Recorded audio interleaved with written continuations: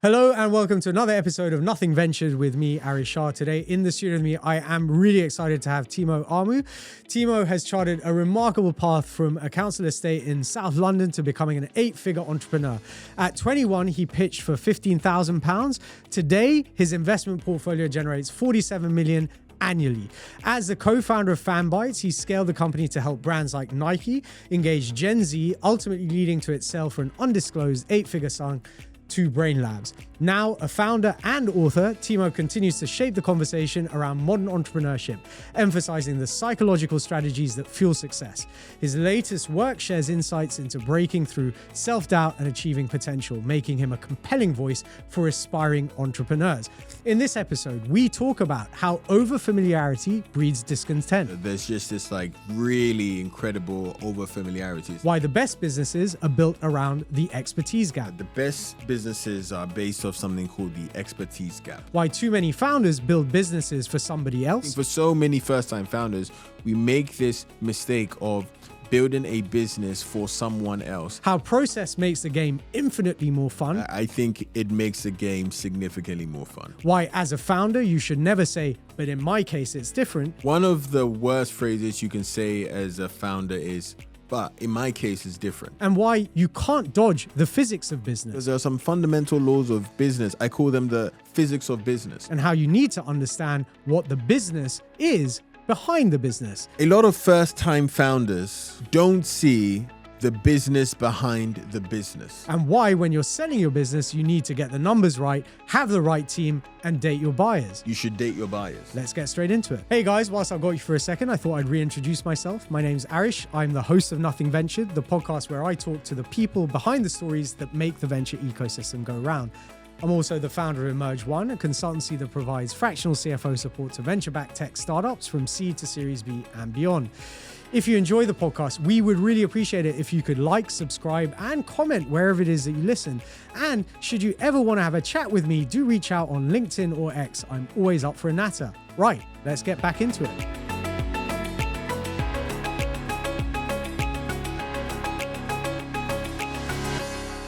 Timo, really great to have you in the studio with me today. So glad you could make it.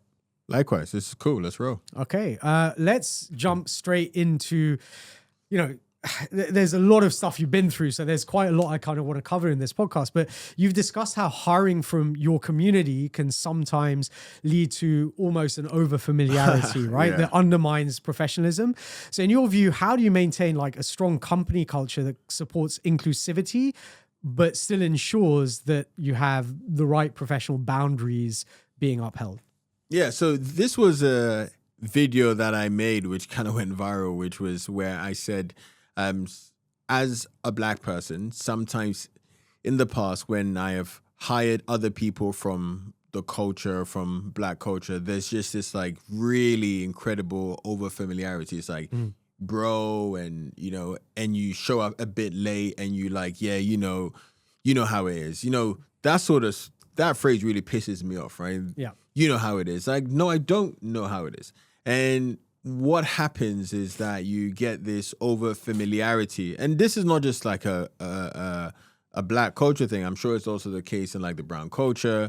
I'm sure it's in the case in quite a few cultures where there's this sort of, oh, I guess we're brothers, so therefore we can get away with stuff. Yeah. And obviously you can't. So one of the things that I've done that really, really helps is before I bring on someone into my team in any of the companies or CEOs that I bring on, I send them a document, which is a how I work document. Yeah. And it's just a short document, but it says these are the expectations and these are the standards I expect. And then that's when I then do the final interview with them. And you'd actually be surprised. There are a few times where basically I will say in the document something like, I work weekends. I don't expect you to, but sometimes there will be work that needs to be done, right? And just that sentence itself will filter out people. Or stuff like, we might change our mind twice a week because we now have new information. And some people say, oh no, I wanted something stable. But even things like, we show up at this time, we don't do this, we don't do that. And it filters out people.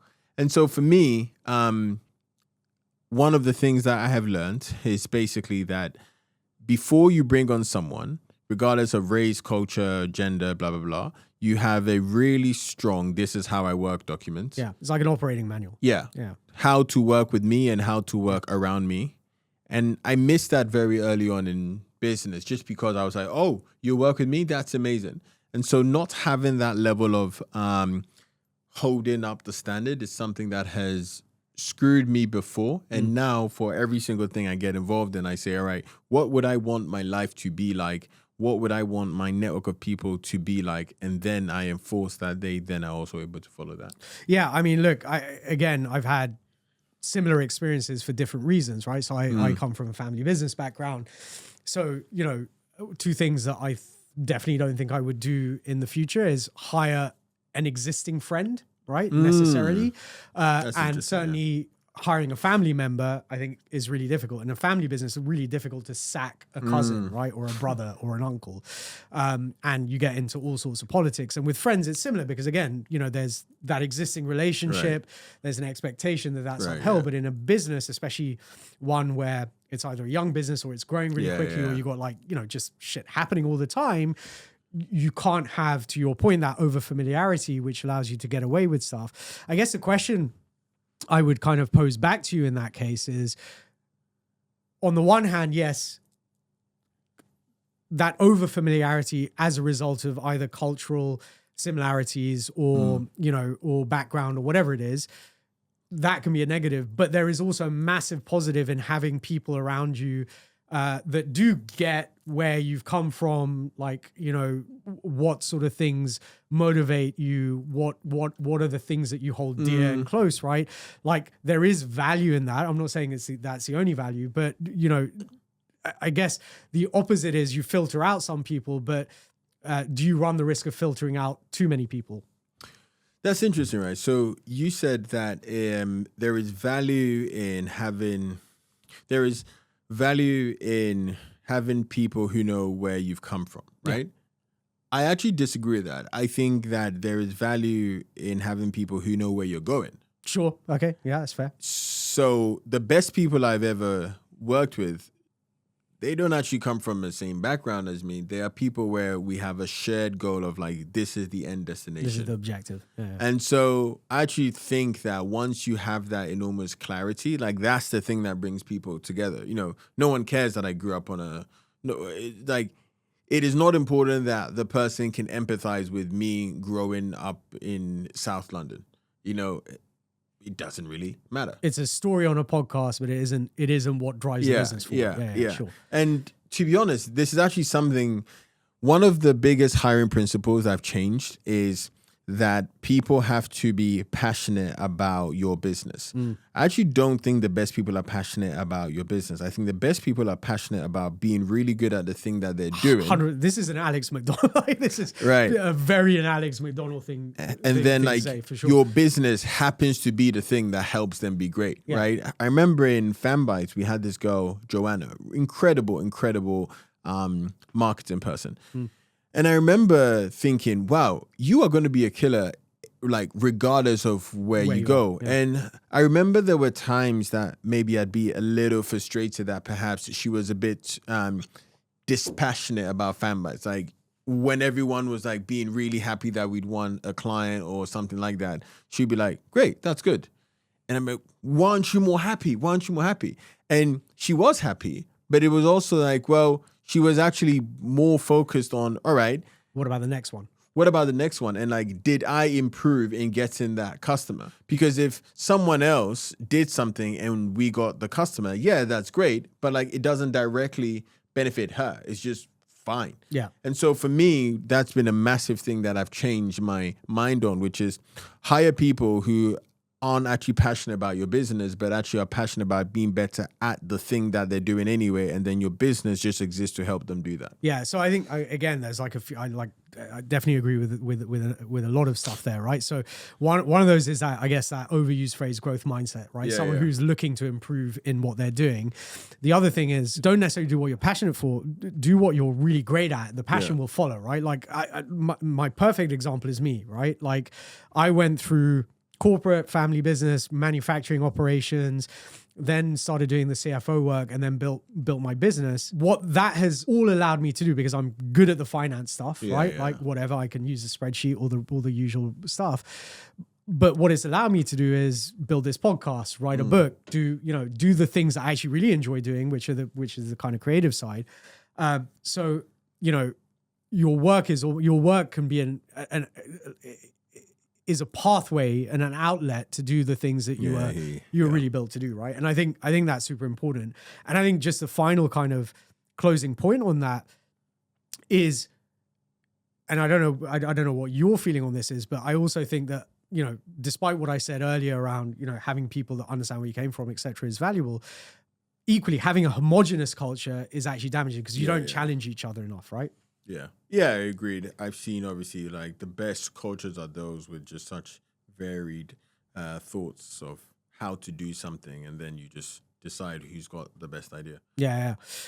You also kind of highlighted, and this is really back to your sort of Fanbyte days, I guess, a little bit, but the tide for traditional kind of influencer agencies has receded. Oh, yeah. We've got AI-enabled businesses. And AI influencers literally just, you cannot tell the difference now on Instagram and elsewhere. So what do you believe is the hidden cost of focusing solely on kind of emerging trends instead of core operational foundations?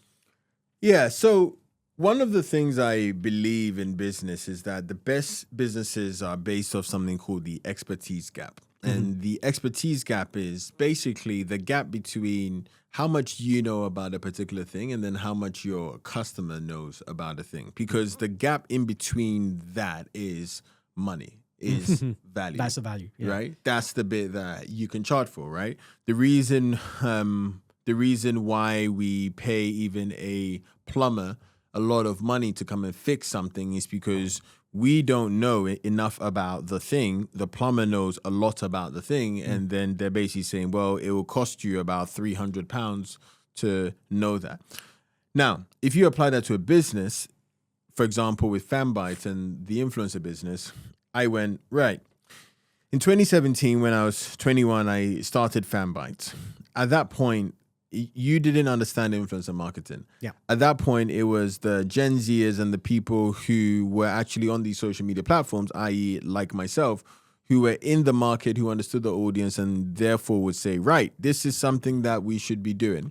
And then you go to the CMO of Nike and then she or he has no clue about how to use influencers. So then you say that gap between what you know and what I know is £100,000, right?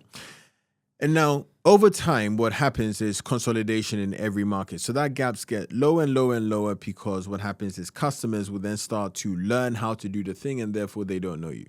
This is the reason why I say, now building an influencer business is like really stupid, especially like an influencer agency business, because the gap between what you know and what your customer may know is so small now that, all right, maybe you get away with charging $2,000 here, $5,000 here, $1,000 here, $2,000 here, but that's not enough to build like a pretty significant business. So this is why I now say that if I was a operator now, which I am, we have a whole portfolio which is all around like AI enabled services and the whole like thesis on that. If I am an operator now, what I would want to do is look at the next emerging wave or the current emerging wave. Where is that expertise gap? And that's in AI. And there is, again, still an expertise gap between the people that know, i.e. you, if you literally spend 2-3 months just like working on Claude, working on Gemini, using workflows, etc., compared to Bob down the road, who Bob runs a law firm and the law firm has 30 people, but they're still using pen and paper. Sure. There is still a gap in there for you to basically make the spread and make the arbitrage. Yeah, it crosses lots of industries and has done over time. Like some very good examples of this is back in the day, and I know this quite intimately as well, right? Like you used to have companies in Hong Kong, which were solely set up to trade between China and rest of the world because there was a knowledge gap, language gap, all the rest of it. And then Alibaba turns up, that's gone, right? Like that's finished. You no longer need that middleman. Today, I've got the founder of Emergent, which is an India-based kind of vibe coding business, if you want to put it that way. Very similar to Lovable, but focused on back-end rather than UX UI. Anyway, I spoke to him, and he said they did an analysis of all the production-ready apps that were built on platform, and if those were to have been built by a dev agency, they reckon it would have cost about $1 billion, right? Yeah, so what that tells you is, to your point, that knowledge gap has disappeared for software coding, right? Like essentially that's what we're seeing at the moment, the collapse of software from that perspective. But that then will lead to further kind of collapses in other industries. And we are seeing it in law, we're seeing it in finance and elsewhere. But I think the point that you make, and this is the point that I think most people, those of us that aren't terminally on X or on LinkedIn haven't really seen, is that 90% plus of the population is not using AI beyond kind of a second browser, right? Like they're asking it, where should I go for a kombucha on a Saturday, right? As opposed to like, how can I use this to make my life easier? This is a conversation I have with my kids and my nieces and my nephews all the time.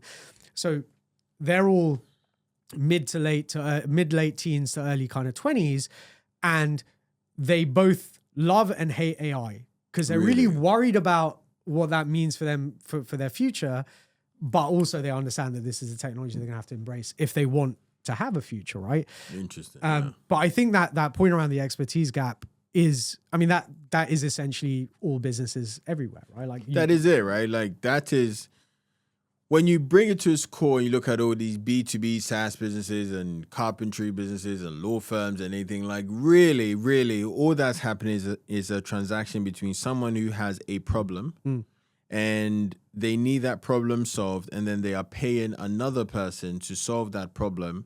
And the determinant of how much they pay is just how much pain am I in, and how much am I prepared to pay to alleviate that pain. Like, that's it. Yeah, it and again, to your point, it's like, do I go out and learn to code, or do I just use Claude Code, right? Like, that's the difference. Like, how much time, money, and effort am I willing to invest versus getting someone else to do it, right? And I think, look, I think, we're seeing, I was just saying to you earlier, like James, who produces this podcast, he's showing me earlier, he spun up 2 pretty complex websites over the last couple of weeks using these sort of tools. And it has just made life incredibly more interesting because you can now try and fail very quickly and learn. Whereas in the past, that would have cost you money. You'd have had to raise potentially some investment. You'd have had to do stuff. But I think that's super interesting. Even I got pitched this business a few months ago, which was basically an influence agency, i.e. Fanbytes. Yeah. But rather than using people to reach out to influencers, they use AI agents. Yeah. And I just remember thinking, when Fanbytes sold, we had 80 people. About 50 of them were basically in like the campaigns team. So that's reaching out to influencers, negotiating with influencers, etc. And I just went, oh my God, if that business, or if we had applied AI agents during that time, that would have probably like saved us about $4 million a year in staff cost. You'd have shrunk to like a team of 5 or 10. Yeah. But now think about what $4 million a year savings means. Let's say at a multiple of like, I don't know, the average multiple of 6 to 8. Yeah. That means like 4 times 8, that's 32 million worth of just enterprise value. All because we just created AI agents. And so when you think about that concept, you just go, oh, of course, like this is obviously the most transformational technology we have ever seen. And so why would you fight against it? Just be on that train. Yeah, 100%. And I think that value capture, the second part of that is, in a world where for the last 10 years, we almost fetishize kind of venture and like everyone wants to raise VC capital. Did you raise venture at Fanbytes, or did you raise we just raised angel money. Yeah. Actually, a very funny story about that. We had someone who wanted to invest in Fanbytes at an 80 million valuation, 80. And we said no. And I said no because I realized the game that we were going to play if we signed on for that was not the game that I wanted. And so just getting really also clear on like, what game do you want? Do you want the conveyor belt game? Do you want to be rich or do you want to be king? Yeah. And for me, I thought, hey, I want to be rich. Yeah. I don't really care about being king because there will always be new kings. But if I'm rich, I just have to get rich once. Yeah. And Hopefully once. It depends how quickly you burn through it. But And so for me, once I internalized that, I went, right, okay, this is what we're doing. And I think for so many first-time founders, we make this mistake of building a business for someone else. Yeah. And I think the reason why is very simple. In school, when you're doing exams, you are always then taught to memorize this for someone else to mark your answer paper. the question. This is how you need to answer in order to get the marks. Yeah. Right? You are taught, memorize this thing and answer it in this way so someone else will mark it. Yeah. And imagine that you go through effectively 10, 15 years of thinking in that way. Yeah. When eventually you then want to start your business or run your business, you're going, oh, who is there who can mark this paper? You know, where is the teacher who is telling me that I've done a good job? And then you go on TechCrunch and you look at the VC guys. You go, they will tell me I've done a good job. Oh, the good job is $1 billion. Oh, okay, I'm going to do that. Whereas the person who wins is the person who says, like, how am I going to play this to affect my life and how does it impact my life? Not how do I get this mark so that some arbitrary stranger or some self-appointed stranger would then say, congrats, you've done a good job. Having that mindset is such a very important thing, especially for first-time founders. Like, what game are you playing? Yeah. And like, I would rather have the market validate what I'm doing than, to your point, like an investor. And equally, I mean, the other point, that is like really critical is when you're playing that game, the odds change like dramatically and drastically. Like the outcome you need to achieve is very, very different. Now, and the trite kind of thing is, do you want 100% chance of owning 100% of a 10 million business or a 1% chance of owning 5% of $1 billion business, right? And I think, again, what's happening at the moment is that we're seeing, and we're going to talk about £1 billion exits in a second as well, but this is where we're seeing this like just flood of entrepreneurs that now realize that they can build really valuable businesses that will give them life-changing money, right? Or life-changing outcomes, because those outcomes could be they get, the founder of OpenClaw, Maltbot, whatever you want to call it, just got hired by OpenAI. Like that's going to be life-changing for him, presumably, right? Depending on the outcome you want, you can actually achieve that without having to put yourself through the pain. Now, I am an absolute fan of venture capital. I wouldn't do what I do. I wouldn't have this podcast if I wasn't. But I think venture has gone back to actually where it should have gone, which is like really hard R&D heavy hardware, kind of like those problems, like really, really world-changing problems rather than like verticalized SaaS, right? Like I think that's where the shifts happen. And I think you're 100% right. That phrase you use, too many founders build businesses for someone else. It's the first question I ask any founder that I work with is like, what are you looking for? What is the outcome that you're trying to get to here, right? Because there is no wrong answer, but if you're doing it for the wrong reasons, you're probably going to get to the wrong outcome, right? So I think that's super interesting. And so now you've kind of transitioned from the magic, let's say, of entrepreneurship to a more calculated approach to scaling and exiting businesses, right? So do you find that having this, and you talked about it earlier a little bit, that the predictable methodology diminishes that kind of initial excitement of creating something new, or actually does that enhance it because you know what you're doing and you can just follow that path? Yeah, I think it makes the game significantly more fun. Yeah. And a big reason I changed my mindset on this was actually because of two people. One is a guy called Bill Gross, and Bill Gross is the founder of a company called Idea Lab. Yep. And he has this incredibly systematic way of just looking at ideas, predicting how good they'll be, and saying, right, I need a team here, I need to do this here, I need to do this here. And I just remember thinking, wow, this guy's built so many incredibly successful companies. And the way that he does it is almost like thinking like an investor rather than thinking like the entrepreneur. Sure. The second person is actually a guy called Rich Barton. So Rich Barton founded Expedia. Then he founded Glassdoor. And then he founded Zillow. Oh, wow. All those are billion-dollar companies. But more importantly, think about all those companies. All those companies are basically the exact same thing, but in different verticals. Yeah, sure. Right? He did Expedia, comparison site for travel. Yeah. Glassdoor, comparison site for jobs. Zillow, comparison site for homes. So the way that he thought about the business was, all right, what is a category where there's a lot of misinformation? How can I come at it with like an SEO first approach? How can I use rich media and content to then rank? And then that's it. And I just remember listening to so many podcasts of his and thinking, I love that more because you look at everything like a game. You don't go like, oh my God, I need to work really hard to make this successful. You go, I already know this is going to be successful if these three things are met. So now let's just bring those three things together. It's almost building business like Lego. Yeah. And so for me, that is the way I approach businesses. So I only get meaningfully involved in a business if I can say, right, if this business was just a stock and I was investing in it, what are the things that need to be true? All right, it needs to be able to do all these things in the next 12 to 24 months. Do I think I have either the team, capital, or distribution to do that? Cool, that sounds good. And I don't get really excited about any business. It's not an emotional decision. Exactly. Yeah. It's very logical. It's very well. This works. All right, great. Now let's move on. Yeah.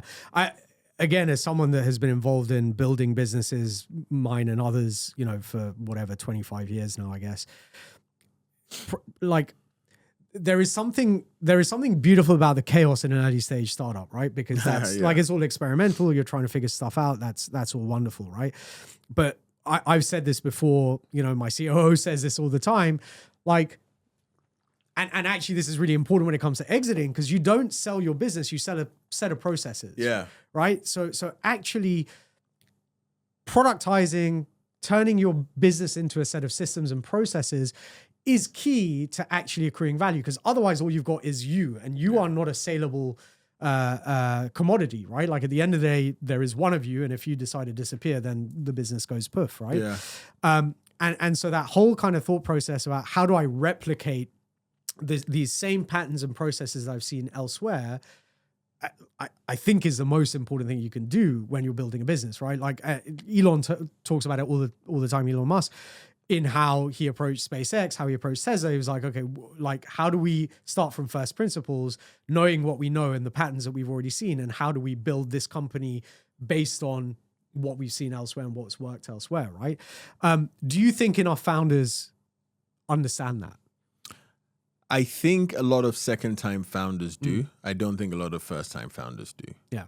And candidly, again, a lot of this I've had to learn by making the mistake. Yeah. When I hang out with a lot of second, third-time founders, there is a certain level of being a bit dispassionate, and you go, oh, why are you not like passionate about your idea? And it's like, well, I'm passionate about the building of the business, which is the team involved and how we get things going. And that's what I'm passionate about. I'm not passionate about like the idea itself. Yeah. It's actually something I've said a lot, which is during my time running Fanbytes, I was never like really passionate about influencer marketing. I couldn't care less. Sure. But for me, I thought every day I come and I'm surrounded by a team of people, are really smart people. We win together, we lose together, we have fun together.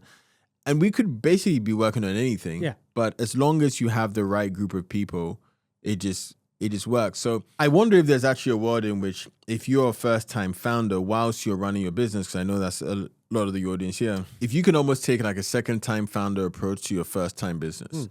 So that would mean being very objective about the business, realizing that it's about you collecting the people around you to make the thing happen rather than like the sheer amount of work that you do. In fact, one of my most controversial beliefs is that hard work is overrated, that we obsess so much about effort. Smart, man. Like, yeah. You've literally in the space of about like 5 minutes, you've basically talked through about 7 chapters within my book. Like, honestly, not even joking, right? So my whole thing is be actively lazy, like try and figure out ways to make your life easier, not work hard. Like I don't want to be working 24 hours a day. Yeah. I want to be lazy, like actively lazy means not shy away from work, but find ways to do the work easier. I think one of the problems I actually see with founders all the time is, despite, you talked about, you listen to these podcasts, you've written a book, I put out a huge amount of content around this sort of stuff, as do you. That content is all out there. And yes, you've learned, you've learned from the mistakes that you made, but lots of founders struggle with taking that advice or looking at someone else's mistakes and saying, yeah, that's going to happen to me, so I'm going to avoid them.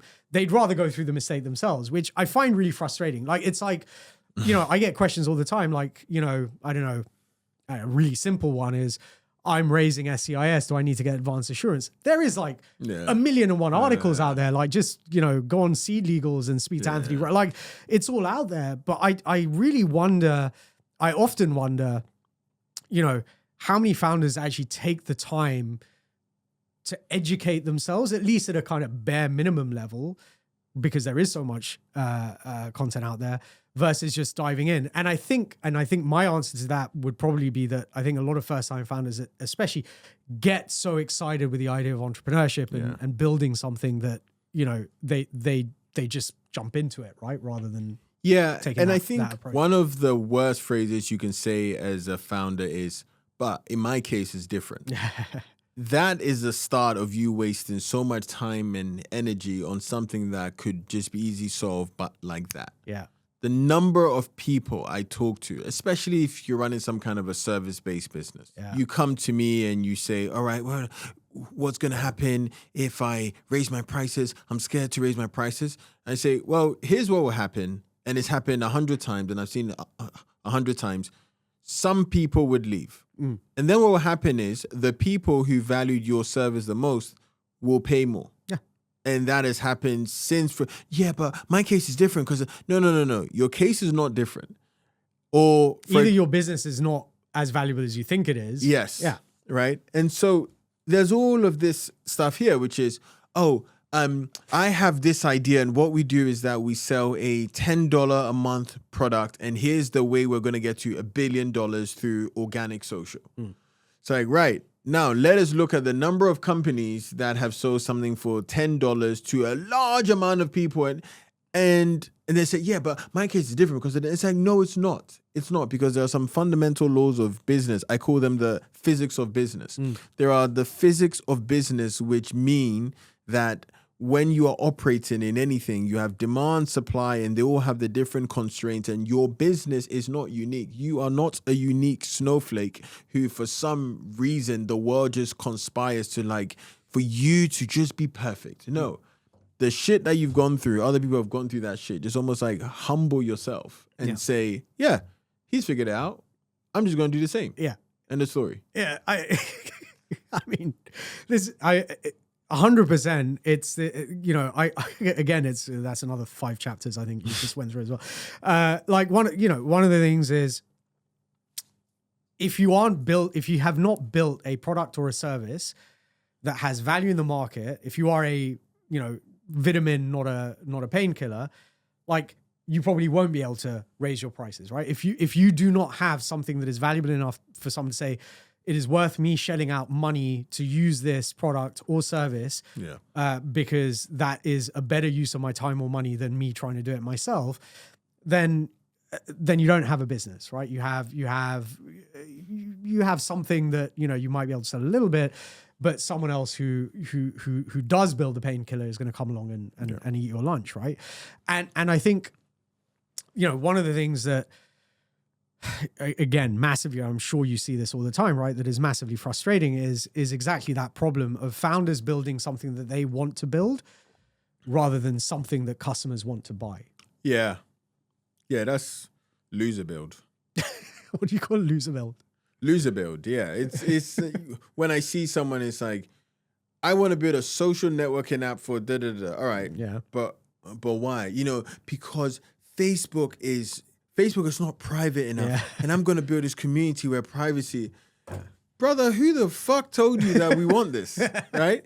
And let's even say that then you say, well, there's this other app. All right, cool. Did you look into how much that app raised?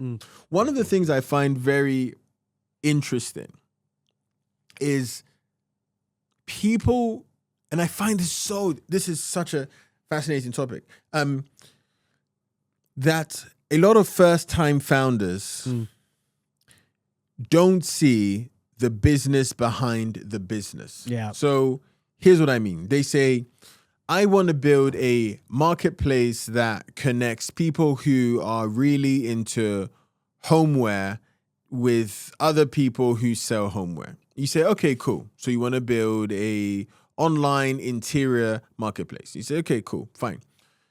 Who else is in this space? Well, this company, and they were successful, so therefore I think I can be. I'll be the same, yeah. And then I go, sure, okay. How much have they raised? And then they go, I don't know, they raised some funding. I say, all right, Google how much they've raised. And then they Google it and it's like, oh, they just raised 100 million Series B. Because the business is not interior marketplace. The business is they are exceptionally good at fundraising. Yeah. Like people, I had this conversation where someone was trying to build like the next generation Deliveroo, right? And I said, I think you forget that Will, the founder, was a banker and therefore was exceptionally good at fundraising. And if he wasn't good at fundraising, the business would not have actually existed. So because you have some cool technology which can match buyers and sellers better, that's not the business. Yeah. The business is, can you fundraise very well? Because a business like what you're doing requires a lot of funding. So that's the business behind the actual business that you see. Yeah. And I notice this anytime someone comes to me for like a coaching session or mentoring or says, hey, can you invest in my business? I try and figure out like, what are the skill sets that need to happen for this business to succeed? And does the founder have that skill set? So anytime it's like a marketplace business or a consumer business, you have these founders who build these like social B2C consumer businesses, and then they go, cool, I'm going to do this, and now I'm going to hire a marketing person. It's like, what? You have to be the marketing person yeah, because for this business, the skill set is you have to be good at marketing. Yeah.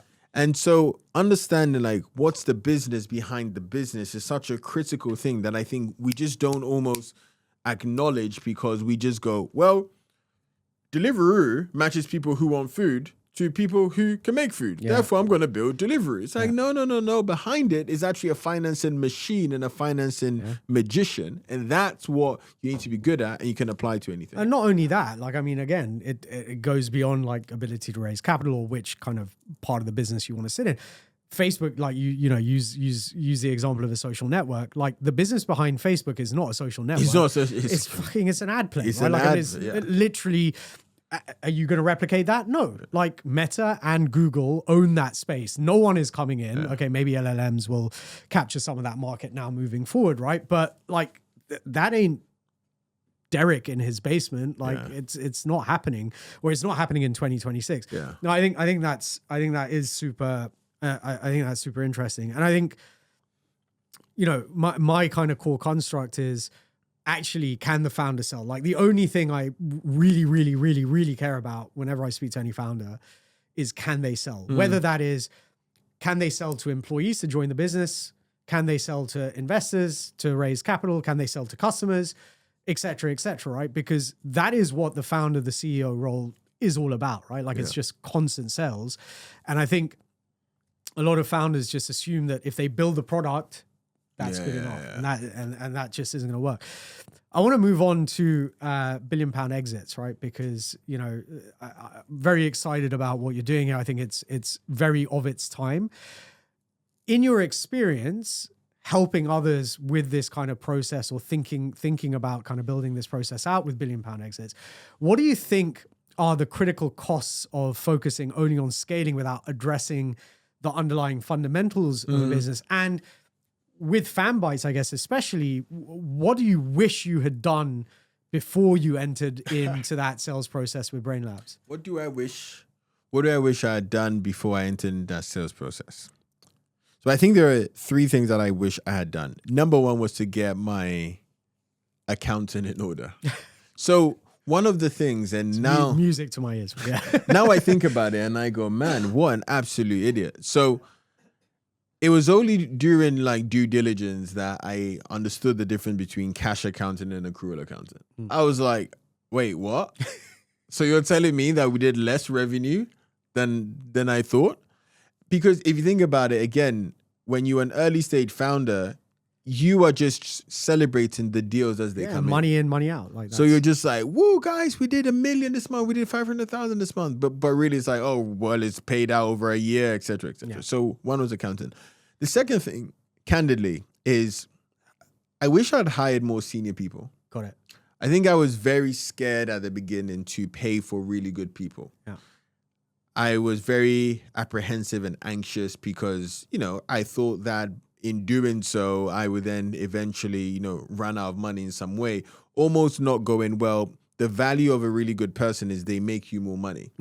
And again, also often because that value is hidden. It doesn't necessarily come through the door in immediate, improved revenue or whatever, right? But it could be cost efficiencies, or it could be stickier revenue or whatever, right? Yeah. Or it could also just be like indirectly making you more money because they take off the things that you often think about, which give you the headspace. You then think about the next 10x thing, right? Yeah. And then the third thing that I wish that I did, and I advise a lot of founders to do here, is actually to make friends with potential buyers a lot earlier. Yeah. This is something so when we went to market, we had 3 companies put in bids. And one of them we had actually already done some work with. And I do remember just how simple the conversation was, because they almost had dated us before we were asking to get married. And this is a phrase I use, which is like, you should date your buyers. Yeah. You should figure out how to do some kind of a project, some kind of a JV with them, because in doing so, you would realize enough about each other. There's a point here as well, right? So I have a friend, again, he's been on this podcast, who's the ex-CEO of Perkbox. Like he's been through a few transactions in his time. What's his name? His name's Gautam Sagal. Perkbox. Is that a company that then? No, that's not the company that then previously was Huddlebuy, was it? It was. I mean, it was. I think it was called something else previously. Yeah. Did he have? Does he have a co-founder, like an Asian co-founder? He was not the founder. So he was the COO who became the CEO. But yes, you're right. They have co-founders, and one of the founders is building a fintech, I think, at the moment. Yeah. But that's cool. The point was, like, I've had this conversation so many times, and this is your point around dating your buyers, right? Like in my opinion, businesses don't get sold; they get bought. Right? Yeah, interesting. Okay. And the conversation that you have, like, let's say, it's going to be a 3-4 year process, whatever, right? But the conversation you have with the potential buyer today is never the one that you're going to end up selling to. In fact, there's always this sort of decision tree and branching off. And the person you end up marrying, I guess, is rarely the person you started dating, which is why it's important to kind of broaden out that field of players, right? Yeah. You want to be able to have as many conversations with as many interested parties as possible. It is the reason why you future plan, right? Yeah. It's the reason why you future plan. You don't want to be that, 45-year-old guy who is then like, oh, I should probably settle down now. And you then just go for the first person who comes through the door. And then you get divorced in 5 years because you're like, well, that was a loser behavior, right? You want to be the person who is like, okay, well, I wasn't sure what direction I was going in. I'm glad I went in that direction. What you want to do is be like, okay, like, this is the plan. This is how I want my life to be. And then you start to then like go into the field, and then you have like different options to then go, all right, I like this sort of person. I like this sort of person. I like, because otherwise what you end up doing is just in a panic when you are completely tired of your business. You just go, you know what, please just somebody buy this thing. And then the desperation can be sensed very easily in every transaction. So you don't want to do that. And there's a few things, right? There is, what is my number? Yeah. And your number could be a range, but it is like, do I have in my head at a personal level what I want to be able to take out from this? Yes. And is that reasonable based on the business, right? Like, and too many founders assume that, oh, okay, I'm going to get a 30x valuation or a 10x valuation, right?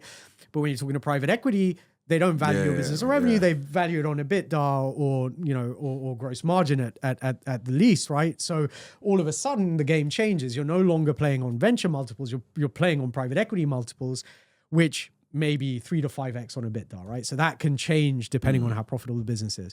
That's the first question. Second question is, do I want to continue to be tied to this business for the next 2 to 5 years or whatever it is, right? Because again, earnouts, et cetera, you are probably going to have to stick with that business. And if you are fundamentally tired of the business, then maybe you would take a lower price to just get out of it cleanly and you know, maybe stick around for a little while, but not so long as that you know, that you're kind of tied to it. And the third thing is, I think, you know, the question I always ask when I'm thinking about this question for myself or for others is, do I think I could create more value in the near term by not selling my business versus the value I can get today by selling it, right? And not the optimistic, I'm going to be worth 100 million, but if my business is worth, argument's sake, 5 million today, can I meaningfully increase in the next 1, 2, 3 years? Because again, there is a time value to money. If I don't think I can increase the value of my business by, let's say, 2x to 10 million in the next 2 to 3 years, then it is better for me to sell the business today for 5, cash out, park the money in an account, whatever it is, and move on, than trying to trying to just stick it out and run the business potentially into the ground. And obviously, also the longer you wait, the more opportunity there is for someone else to come along, build something, do something new, use AI to replicate or change altogether. Yeah, timing is the most important thing when it comes to any business exit. Yeah. I think we really under-index on that. It's only after you've done a few where you go, oh my God, I didn't realize how important timing was. Yeah. And not only, but both for the buyer and the seller, right? Yeah. Because there is a window of opportunity. Like if you are building, I don't know, for argument's sake, a B2B SaaS in HR tech, there are companies that are currently rolling up lots of HR tech. Maybe in a year's time, there won't be, right? Or maybe, you know, last year they were paying better multiples. So, and I think this is the other thing, right? Like there is timing, luck, and being in the right room with the right people, right? Like, and I think a lot of founders also underappreciate how much those circumstances, which are often outside your control, are important, how much they actually play into what you ultimately get from your business when you do sell. And I look, I mean, I think, you know, the process that you're running hopefully will help lots of founders internalize. And some of them may walk away, by the way. This is one of the things that I was thinking. Some of them may walk away from going through, you know, £1 billion exits and saying, actually, it's not the right time for me. Yeah. Or my business isn't ready yet. Yeah. And therefore, this is the inappropriate. Yeah, one of the things we're doing before even £1 billion exits is we are running something called founder intensives. Yeah. So we did one 2 weeks ago where we got 25 people to basically spend a whole day with me and my team in terms of like how can they make their business a lot more sellable. So we went through things like what buyers look for, but also what your finances should look like, how to scale sales, marketing, etc. And probably the biggest thing that I got was people saying to me, oh, wow, I didn't realize how far away I was from potentially selling my business. But then there were 2 people who then came back and were like, oh, I didn't realize how close I was. Nice.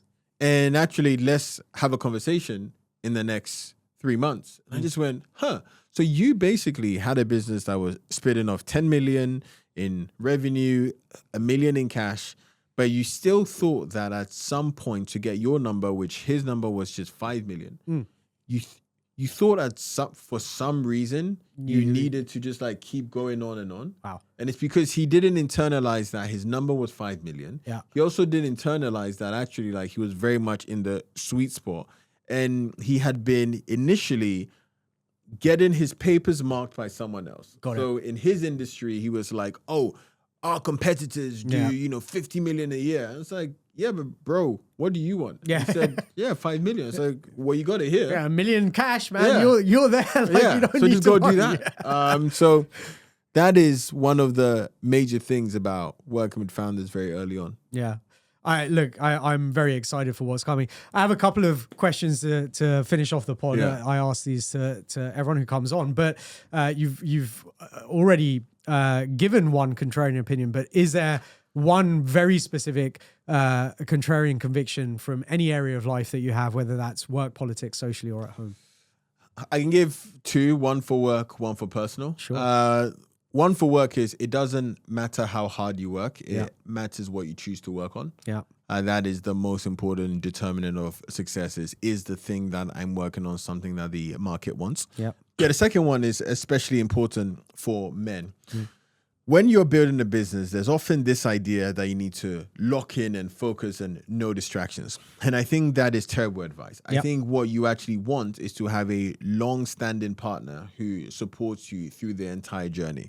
Because you may think, oh, they're a distraction, but actually the hardest... And you mean partner, sorry to interrupt, but you don't mean a co-founder, you mean a life partner. Yeah, I mean a life partner relationship. Because what you tend to find is that the hardest part about business is not really the operational side, it's the emotional side.